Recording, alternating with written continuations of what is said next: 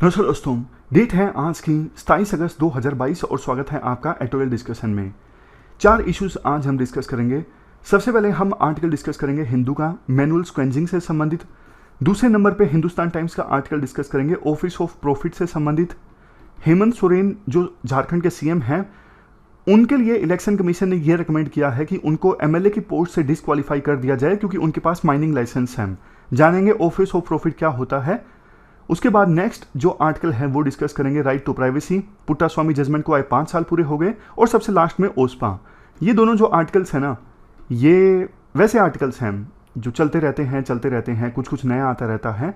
ऐसा नहीं कि कोई पूरा ही नया इशू आ गया है। कई आर्टिकल्स ऐसे होते हैं कि ऑल टुगेदर नए सिरे से हमें बेसिक्स के साथ डिस्कस करना पड़ता है, जैसे पूरा इशू ही नया आ गया है। लेकिन ओस्पा का आर्टिकल तो हमने उस समय भी डिस्कस किया था, जब याद होगा आपको नागालैंड के मोन डिस्ट्रिक्ट में हमारी जो स्पेशल फोर्सेस हैं उन्होंने गलती से एक व्हीकल पर फायरिंग कर दी थी और नागालैंड में सिविलियंस की डेथ हो गई थी। तो उसके बाद राइट्स हो गए थे, जांच कमेटी बिठाई गई थी। काफ़ी सारे आर्टिकल्स उस समय आए थे armed forces special power act से संबंधित। लेकिन इस आर्टिकल में जो नए पॉइंट्स हैं उनको हम डिस्कस करेंगे। चलिए डिस्कशन स्टार्ट करते हैं। फर्स्ट इंपोर्टेंट आर्टिकल सीवर में मर्डर से संबंधित है। आप जीएस पेपर सेकंड के इस टॉपिक से आर्टिकल को रिलेट कर सकते हो। देखो, अक्सर हम सुनते रहते हैं सारी जो ह्यूमन लाइफ्स है ना वो बहुमूल्य है, प्रीशियस है। लेकिन देखो, प्रैक्टिस में शायद कुछ इंसानों की जो जान है वो कम प्रीशियस है एज कंपेरिजन टू अदर। कौन है ये लोग जिनकी जान थोड़ी कम प्रीशियस है? वो लोग जो मैनुअली सीवर से ह्यूमन एक्सक्रीटा यानी ह्यूमन वेस्ट को क्लीन करते हैं। देखो, ये बहुत खतरनाक काम है क्योंकि जैसे ही कोई पर्सन सीवर के अंदर एंटर करता है ना बिना सेफ्टी इक्विपमेंट्स के, तो जान का खतरा है क्योंकि काफ़ी समय से सीवर खुला नहीं होता।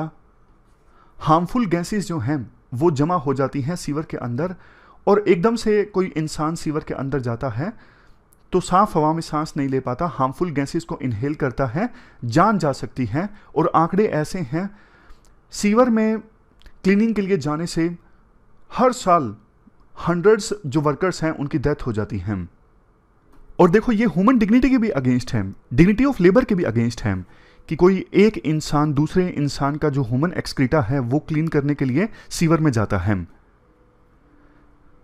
और उससे भी ज्यादा ये देखो, तब की बात है, आज एक इंसान अपने आप पे गर्व महसूस करता है कि उन्होंने ऐसी ऐसी टेक्नोलॉजीज को डेवलप कर लिया है, रोबोट्स डेवलप कर लिए हैं। लेकिन इतनी इक्विपमेंट्स और मशीन्स होने के बावजूद इंसान मैनुअली अगर ह्यूमन एक्सक्रीटा को साफ कर रहा है ना, तो ये gross violation of human rights हैं। 2013 में एक्ट भी आया था, prohibition of employment as manual scavenger and their rehabilitation act 2013। Act तो आ गया, लेकिन इसको इंप्लीमेंट करने के लिए अब रूल्स भी चाहिए। जैसे देखो, मैं आपको फर्क बताता हूं एक्ट और रूल्स के बीच में क्या फर्क है। एक्ट तो ना एक ब्रॉड फ्रेमवर्क प्रोवाइड कर देता है। जैसे मान लीजिए पार्लियामेंट से एक एक्ट बन गया कि आपको यानी सिविल सर्विसेज के एस्पायरेंट्स को डेली बेसिस पे 8 घंटे पढ़ना है, तो ये एक्ट हो गया। अब आप इस एक्ट को इंप्लीमेंट करने के लिए रूल्स बनाओगे कि 8 घंटे में मैं 1 घंटे पॉलिटी पढ़ूंगा या पढ़ूंगी, 2 घंटे ज्योग्राफी, 1 घंटा इकोनॉमिक्स, ऐसे। मतलब पार्लियामेंट ने तो एक ब्रॉड फ्रेमवर्क बना दिया कि 8 घंटे आपको पढ़ना है, उसको इंप्लीमेंट करने के लिए रूल्स आप बना रहे हो। उसी प्रकार से होता है, बहुत बार ब्रॉड फ्रेमवर्क प्रोवाइड कर दिया जाता है पार्लियामेंट के द्वारा बनाए गए एक्ट के द्वारा, और फिर फर्दर स्टेट गवर्नमेंट्स उसे इंप्लीमेंट करने के लिए या फिर सेंट्रल गवर्नमेंट उसे इंप्लीमेंट करने के लिए रूल्स बनाती हैं। अब तमिलनाडु ने 2013 के इस एक्ट को इंप्लीमेंट करने के लिए जो रूल्स बनाए हैं ना वो इस प्रकार से हैं। वैसे तो देखो, जो मैनुअल स्क्वेंजिंग है ना, यानी मैनुअली ह्यूमन एक्सक्रीटा को क्लीन करना, इस पर टोटली बैन है। लेकिन कुछ स्पेसिफिक कंडीशंस में जहां मैकेनिकल इक्विपमेंट्स का इस्तेमाल नहीं किया जा सकता प्रॉब्लम को फिक्स करने के लिए, मान लीजिए सीवर रुक गया, वहां पे मशीन्स भी डिप्लॉय नहीं की जा सकती, तो ऐसे कुछ स्पेसिफिक कंडीशंस में जहां पे ह्यूमन इंटरवेंशन अनिवार्य है वहां पर मैनुअल स्क्वेंजिंग को अलाउ किया जा सकता है। लेकिन वैलिड रीजंस बताने होंगे जब ये प्रोसेस मैनुअली स्टार्ट हो सके। जब रीजंस बताओगे तभी मैनुअल स्क्वेंजिंग को अलाउ किया जा सकता है कुछ स्पेसिफिक कंडीशंस में। लेकिन कोई इंसान जाएगा सीवर के अंदर तो पूरे प्रोटेक्टिव गियर के साथ जाएगा, प्रोटेक्टिव डिवाइसेस के साथ जाएगा। जैसे कि देखो, airline breathing apparatus, airline respirator, air purifier, gas mask, device for artificial respiration, mask और सबसे लास्ट में ब्रीदिंग एपरेटस। इसके साथ साथ chlorine mask, emergency medical oxygen resuscitator. ये जो emergency medical oxygen resuscitator kit होती है ना, इसमें क्या होता है, जैसे कोई पर्सन बेहोश हो गया तो उसको एकदम से ना होश में लाया जा सकता है, रिवाइव किया जा सकता है ताकि डेथ होने से बचाया जा सके। Gas monitor for gases, hydraulic devices और फर्स्ट एड, ये सब भी एम्प्लॉयर के द्वारा प्रोवाइड किए जाएंगे मौके पर ताकि कोई अनहोनी होने से प्रिवेंट किया जा सके। लेकिन देखो, ये लिस्ट जो है सिर्फ इन डिवाइसेस तक सीमित नहीं है। इक्विपमेंट्स का रेगुलर मेंटेनेंस की बात कही गई है और बोला गया है जो भी वर्कर सीवर के अंदर जाएगा ना, पहले ये सारे सेफ्टी गियर पहनेगा तभी वो नीचे जा सकता है, अदरवाइज नहीं। देखो, ये जो प्रैक्टिस है ना मैनुअल स्क्वेंजिंग की, ये पूरी तरह से खत्म तो आगे भी नहीं होने वाली है, लेकिन जब तक ये प्रैक्टिस एग्जिस्ट करेगी ना, तो हमेशा ये जो कंसर्न्स है ना आज हम डिस्कस कर रहे हैं, ये कंसर्न्स हमारे सामने आते रहेंगे कि देश के सभी सिटीजन्स की ह्यूमन ट्रीटमेंट होनी चाहिए। ये जो काम है ना डिग्निटी के अगेंस्ट है। और जैसा शुरुआत में भी डिस्कस किया, बहुत से वर्कर्स की तो डेथ हो जाती है। हालांकि एग्जैक्ट आंकड़ा तो नहीं है, लेकिन सरकार ने जो माना है ना, सरकार ने जितनी डेथ्स को एक्नॉलेज किया है वो आंकड़ा भी चौंकाने वाला है। 1993 से लेकर अभी तक 971 वर्कर्स की डेथ हो चुकी है सीवर में जाने के कारण। इसीलिए 2013 में एक्ट बना था मैनुअल स्क्वेंजिंग को रोकने के लिए। और तमिलनाडु में तो देखो ये डेथ्स सबसे ज्यादा हुई हैं। अब तमिलनाडु ने रूल्स इंप्लीमेंट किए हैं 2013 के मैनुअल स्क्वेंजिंग के एक्ट को इंप्लीमेंट करने के लिए। अच्छी चीज है, क्योंकि अगर देखो वर्कर्स पूरे सेफ्टी गियर के साथ नीचे जाते हैं ना, तो फिर डेथ्स को प्रिवेंट किया जा सकता है, क्योंकि मेन रीजन जो है ना इन डेथ्स का वो जहरीली गैसेस ही हैं। तो कोई ये सारी इक्विपमेंट्स लेके जाएगा, सेफ्टी गियर के साथ जाएगा, तो डेथ को तो प्रिवेंट किया जा सकता है।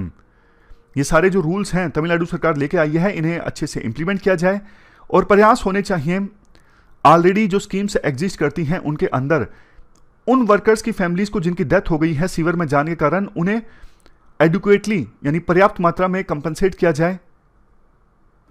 और अगर वो चाहते हैं इस प्रोफेशन को छोड़ना तो भी उनके लिए प्रोविजंस किया जाए। आमतौर पे एक दिक्कत ये आती है, बहुत से मैनुअल स्क्वेंजर्स ये कहते हैं भैया हम तो ये काम छोड़ना चाहते हैं, मजबूरी में कर रहे हैं, लेकिन हमें कहीं और काम नहीं मिलता, तो रोजी रोटी के लिए हमें ये काम मजबूरी में करना पड़ रहा है। तो सरकार को अल्टरनेटिव प्रोफेशन जनरेट करना होगा इन वर्कर्स के लिए, तब जाके ये जो काम है ना पूरी तरह से बंद होगा। ये पूरा आर्टिकल हमने डिस्कस किया, चलते हैं आगे। इसके बाद नेक्स्ट आर्टिकल जीएस पेपर 2 का ऑफिस ऑफ प्रॉफिट से संबंधित है। ये देखो इसलिए सुर्खियों में आया है क्योंकि हेमंत सोरेन जो झारखंड के सीएम है ना, उनके बारे में इलेक्शन कमीशन ने ये बोला है कि उनको एमएलए की पोस्ट से डिस्क्वालीफाई कर दिया जाए, क्योंकि उनके पास ना माइनिंग लाइसेंस है और ये ऑफिस ऑफ प्रॉफिट के अंतर्गत आता है। ऑफिस ऑफ प्रॉफिट का कंसेप्ट क्या है? देखो एमपीज और एमएलएज ये मेंबर ऑफ लेजिस्लेचर होते हैं, यानी एमएलए जो हैं वो असेंबली का पार्ट है और पार्लियामेंट का पार्ट है एमपी। इनका काम होता है सरकार की अकाउंटेबिलिटी को फिक्स करना। लेकिन मान लीजिए ये एमपी और एमएलए किसी ऐसे ऑफिस को होल्ड कर लेते हैं, मतलब किसी ऐसे ऑफिस को ज्वाइन कर लेते हैं जो डायरेक्टली सरकार के इन्फ्लुएंस में है। इन्फ्लुएंस का मतलब आगे आएगा, वैसे मैं आपको बता देता हूं। मान लीजिए किसी एमएलए ने ऐसी पोस्ट को ज्वाइन कर लिया जिससे पैसा सरकार की तरफ से आता है, तो फिर देखो वो सरकार की अकाउंटेबिलिटी नहीं फिक्स कर सकेगा ना, क्योंकि उसने ऐसी पोस्ट को ज्वाइन कर लिया है जिससे पैसा सरकार की तरफ से आता है। वो सरकार को क्रिटिसाइज नहीं कर सकेगा, सरकार की अकाउंटेबिलिटी फिक्स नहीं कर सकेगा, सरकार के इन्फ्लुएंस में वो आ जाएगा, अपनी कॉन्स्टिट्यूशनल ड्यूटी को वो ठीक से निभा नहीं सकेगा, सरकार का क्रिटिसिज्म नहीं कर सकेगा। तो इसलिए एक इलेक्टेड मेंबर की ड्यूटीज और इंटरेस्ट में ना किसी प्रकार का कंफ्लिक्ट नहीं होना चाहिए। तो ये ऑफिस ऑफ प्रॉफिट का जो कंसेप्ट है ना, वो सेपरेशन ऑफ पावर्स के कंसेप्ट को इंप्लीमेंट करने के लिए है कि एमएलए एमपी अपना काम करेंगे, उनका काम है कानून बनाना, उनका काम है सरकार की अकाउंटेबिलिटी को फिक्स करना। अब आपके मन में एक क्वेश्चन ये आना चाहिए, अच्छा जो मिनिस्टर हैं, कोई होम मिनिस्टर है, डिफेंस मिनिस्टर है, क्या ये भी ऑफिस ऑफ प्रॉफिट के अंदर आते हैं? नहीं, ये ऑफिस ऑफ प्रॉफिट के अंदर नहीं आते हैं, इनको एग्जम्पशंस मिली हुई है। क्योंकि अब ये सरकार में शामिल हो चुके हैं डायरेक्टली, तो ये ऑफिस ऑफ प्रॉफिट के अंतर्गत नहीं आते हैं। वैसे ना संविधान में कहीं भी डिफाइन नहीं किया गया है क्लियरली कि ऑफिस ऑफ प्रॉफिट होता क्या है, लेकिन over the period of time supreme court की काफ़ी सारी जजमेंट्स आई हैं, तो उससे ये क्लियर हो चुका है ये पूरा कंसेप्ट है क्या। ये कुछ कंडीशंस हैं, ये कंडीशंस अगर फुलफिल होती है ना, तो फिर वो पोस्ट जो है वो ऑफिस ऑफ प्रॉफिट के अंतर्गत आती हैं। जैसे मान लीजिए किसी ऐसी पोस्ट को एमएलए या फिर एमपी ने ज्वाइन किया है जिसकी अपॉइंटिंग अथॉरिटी सरकार है, सरकार के पास पावर है अपॉइंटमेंट को टर्मिनेट करने की, सरकार ये तय करती है कि पैसा कितना मिलेगा, सैलरी कितनी मिलेगी, और सोर्स क्या है रीनमरेशन का, पैसा सरकार की तरफ से मिल रहा है या फिर कहीं और से, और क्या उस पोस्ट से पावर मिलती है एमएलए या फिर एमपी को। अगर ये कंडीशंस फुलफिल होती है ना, तो फिर वो पोस्ट ऑफिस ऑफ प्रॉफिट के अंदर आएगी। मतलब कि ये फैक्टर्स डिसाइड करते हैं कि पोस्ट जो है वो ऑफिस ऑफ प्रॉफिट के अंदर आएगी या फिर नहीं आएगी। अब संविधान क्या बोलता है ऑफिस ऑफ प्रॉफिट के बारे में? Under article 102 section 1, article 191 section 1, इन दोनों आर्टिकल्स में ये बोला जाता है एमपी या फिर एमएलए कोई भी स्टेट गवर्नमेंट या फिर सेंट्रल गवर्नमेंट के अंतर्गत ऑफिस ऑफ प्रॉफिट को होल्ड नहीं कर सकता। हाँ, इतना जरूर है, अगर एग्जाम्पशन मिली हुई है तो फिर एमएलए या फिर एमपी उस ऑफिस को ज्वाइन कर सकता है। जैसे मिनिस्टर हैं, इन सबको ना एग्जाम्पशन मिली हुई है, इन पे ऑफिस ऑफ प्रॉफिट लागू नहीं होता है। तो ये हमने बेसिक्स डिस्कस कर लिए। अब जानते हैं हुआ क्या है। हुआ देखो ये है, झारखंड के जो सीएम है ना हेमंत सोरेन, उनको ना उनके पास में एक माइनिंग लाइसेंस था, तो ना आरोप लगे थे कि ये ऑफिस ऑफ प्रॉफिट के अंतर्गत आता है क्योंकि माइनिंग लाइसेंस जो है वो सरकार की तरफ से मिलता है। तो मामला गया था इलेक्शन कमीशन के पास में। इलेक्शन कमीशन ने अब ये रेकमेंड किया है कि झारखंड के सीएम हेमंत सोरेन को एमएलए की पोस्ट से डिस्क्वालीफाई कर दिया जाए क्योंकि उनके पास माइनिंग लाइसेंस है और ये ऑफिस ऑफ प्रॉफिट के अंतर्गत आता है। अब बात समझ गए ना, इलेक्शन कमीशन ने क्या सोचा? इलेक्शन कमीशन ने सोचा कि सरकार ने लाइसेंस दिया है, सरकार चाहे तो उस लाइसेंस को रद्द कर सकती है, तो इसलिए ये जो लाइसेंस है ना ये ऑफिस ऑफ प्रॉफिट के अंतर्गत आता है। बट देखो, अगर मान लीजिए इलेक्शन कमीशन ने ये रेकमेंड कर दिया गवर्नर को, अब अंतिम फैसला गवर्नर को करना है, गवर्नर क्या वास्तव में हेमंत सोरेन को डिस्क्वालीफाई करते हैं या फिर नहीं करते हैं। अगर कर दिया तो हेमंत सोरेन के पास मौका होगा जाने का दोबारा हाई कोर्ट में और फिर उसके बाद सुप्रीम कोर्ट में। सरकार नहीं गिरेगी, क्योंकि मान लीजिए वो एमएलए नहीं भी रहते हैं तो आपको पता है कोई पर्सन सीएम के पोस्ट पर रह सकता है, लेकिन 6 महीने के अंदर अंदर उसे इलेक्शन लड़ना होता है। तो ऐसा तो नहीं है कि उन्हें अपनी सीएम की पोस्ट से इस्तीफा देना होगा। तो ये हमने पूरा कंसेप्ट डिस्कस किया ऑफिस ऑफ प्रॉफिट का। यूपीएससी का फेवरेट है, यूपीएससी इस पे क्वेश्चन पूछ सकती है मेंस में भी और प्री में भी। चलते हैं आगे। नेक्स्ट आर्टिकल पुट्टास्वामी केस की जजमेंट से संबंधित है। आप जीएस पेपर सेकंड के इस टॉपिक से आर्टिकल को रिलेट कर सकते हो। क्या कंटेस्ट है? देखो, 2017 में जस्टिस के S Puttaswamy retired versus union of India case में 9 जजेस की सुप्रीम कोर्ट की एक बेंच ने यह फैसला सुनाया था कि राइट टू प्राइवेसी जो है वो आज के बाद से फंडामेंटल राइट है और ये आर्टिकल 21 के अंतर्गत आता है। उस समय उम्मीद ये की गई थी कि अब सरकार ज़्यादा संजीदा होगी राइट टू प्राइवेसी को प्रोटेक्ट करने के लिए और कानून आएगा जल्द से जल्द। विभिन्न कंपनीज भी कस्टमर्स के डेटा को मिसयूज नहीं करेगी, ये सब सोचा गया था। क्या ये हुआ? आंसर है नो। सरकार ने देखो प्रयास तो किए प्राइवेसी को प्रोटेक्ट करने के लिए, कानून बनाया जाए, बिल भी आया 2-3 बार, लेकिन अभी तक कानून नहीं बन सका है डेटा को प्रोटेक्ट करने के लिए। कुछ दिनों पहले हमने डिस्कस किया था कि पर्सनल डेटा प्रोटेक्शन बिल 2021 ये सरकार ने वापस ले लिया है और कारण दिया है कि हम फिर से एक कॉम्प्रिहेंसिव बिल लेके आएंगे। आज भी देखो जो कंपनीज है ना वो कंज्यूमर्स के डेटा को मिसयूज करती हैं उनके कंसेंट के बिना। हालात तो ये तक आ गए हैं, इवन अमेजोन फ्लिपकार्ट पर भी डेटा खुलेआम बिकने लगता है। मतलब कई बार आप देखोगे अमेजोन पे एडवर्टाइजमेंट दी गई होगी कि 1 लाख लोगों का डेटा लीजिए, 10 लाख लोगों का डेटा लीजिए। ये हालात आ गए हैं, लेकिन उन पर कोई कार्रवाई नहीं कर रहा है क्योंकि देखो कोई कानून नहीं है। इसलिए डेटा की चोरी ना हमारे देश में रुकने का नाम नहीं ले रही है। अगर सरकार एक एग्जाम्पल सेट करे, अगर कानून से डेटर्स पैदा होती, डर पैदा होता, तो फिर खुले आम ये डेटा को बेचना, डेटा की चोरी करना, ये सब घटनाएं शायद ना होती। अच्छा, आप एक बात बताइए, क्या आपने ये चीज़ कभी नोटिस की है? आपके पास किसी कोचिंग सेंटर का मैसेज आता है मोबाइल में और आपको ये लगता है कि मैंने इस कोचिंग सेंटर का कभी भी कुछ भी नहीं ज्वाइन किया, ना मैंने फ्री टेस्ट लिया, उनकी वेबसाइट तक मैं नहीं गया या फिर गई, बावजूद इसके इस कोचिंग सेंटर के मेरे पास मैसेज कैसे आ सकते हैं?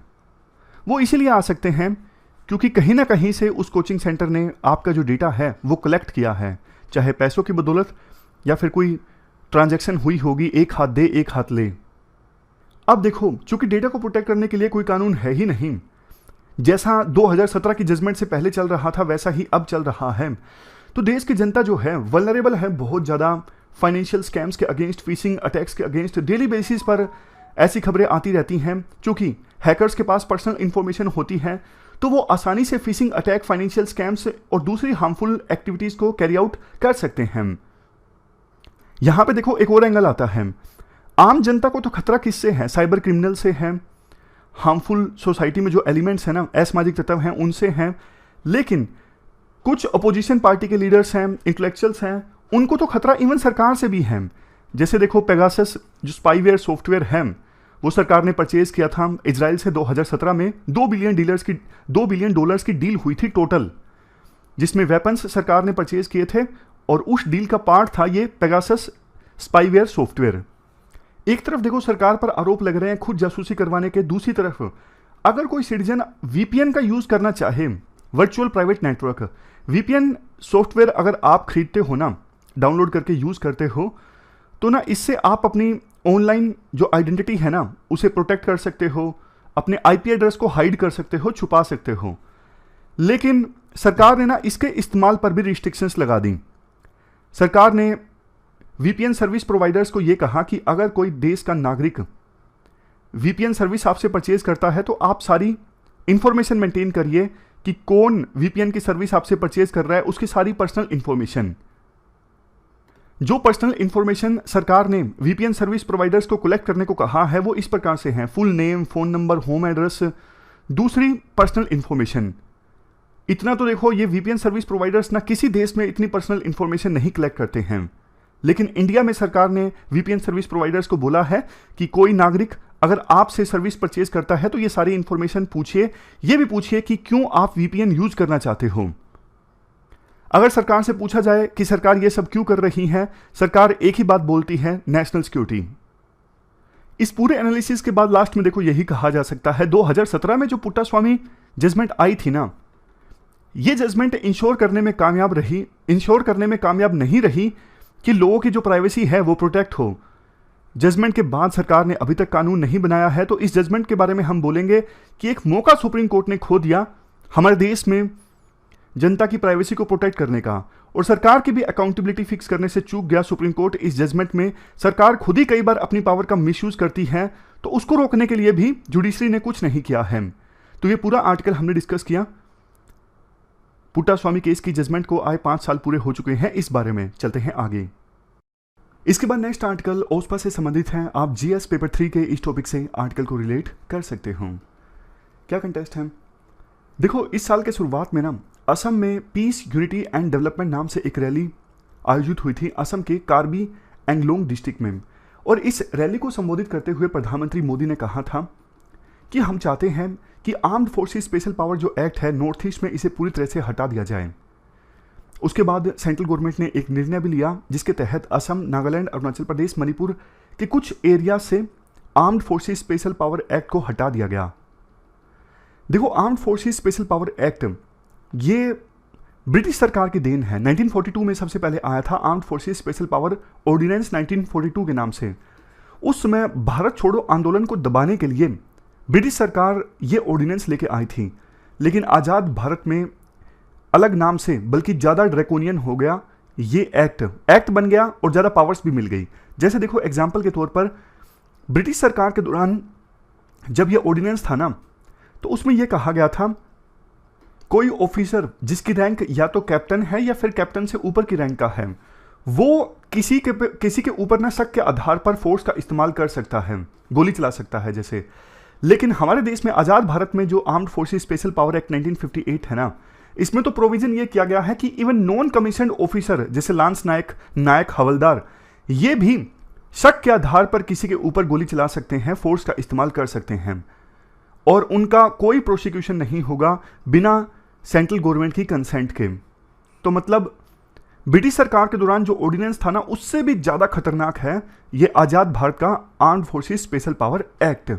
प्रोविजंस क्या है, जैसे मैंने आपको बताया कि शक के आधार पर किसी की भी तलाशी ली जा सकती है, किसी के ऊपर फोर्स का इस्तेमाल किया जा सकता है, प्रोसिक्यूशन नहीं होगा जब तक कि सेंट्रल गवर्नमेंट अपनी कंसेंट नहीं देती है। सेंट्रल गवर्नमेंट अक्सर कंसेंट रोक देती है और कार्रवाई नहीं होने देती। तो राइटर कहते हैं देखो, कोई भी नागरिक नहीं चाहेगा कि हम उठें तो हमारे आसपास वर्दी वाले जवान दिखें।